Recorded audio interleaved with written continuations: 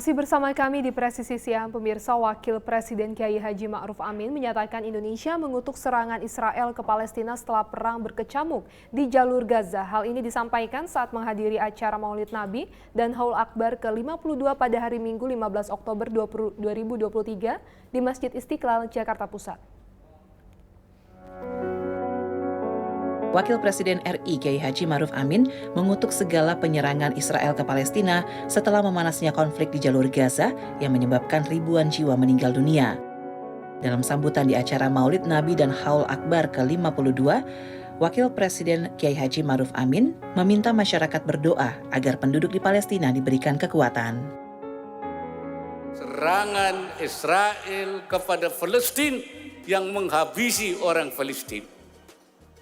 Kita doakan mudah-mudahan teman-teman kita ikhwanunal muslimin di Palestina diberikan kekuatan oleh Allah Subhanahu wa taala.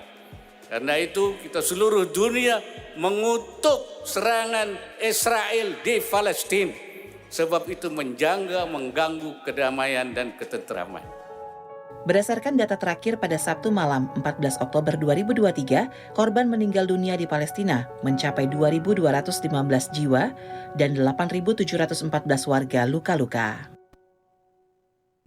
Ketidakpastian politik domestik Amerika Serikat hingga gejolak di Timur Tengah kembali meningkatkan ketidakpastian secara umum di Amerika Serikat dan mengancam menggoyahkan kembali ekonomi Amerika Serikat yang berangsur stabil. Selengkapnya dilaporkan tim VOA dari Washington DC. Bagi manajer sebuah restoran masakan Meksiko di Columbus, negara bagian Ohio ini, tingginya laju inflasi terus mempersulit kegiatan usahanya.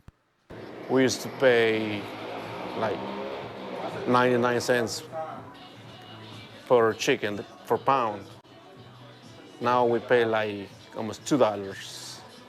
Data indeks harga konsumen terbaru menunjukkan kenaikan harga secara bulanan turun ke 0,4% dari sebelumnya 0,6%. Tapi inflasi secara tahunan bertahan pada 3,7%. The fact that inflation is decelerating on the core, so excluding food and energy prices, that's a good news story in that regard.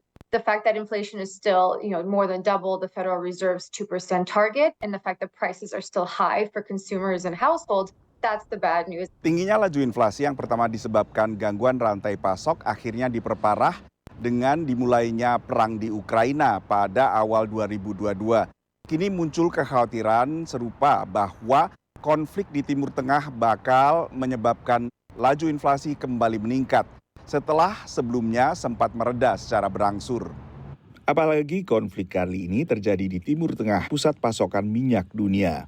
I am keeping a very close eye on what happens vis-a-vis the oil price and energy more broadly.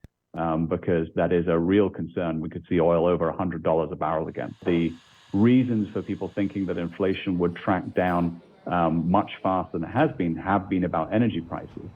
And so if energy prices start to tick up again, that contributes to the major indices and makes inflation more persistent. Bila konflik semakin meluas, dampaknya juga dikhawatirkan semakin meluas juga.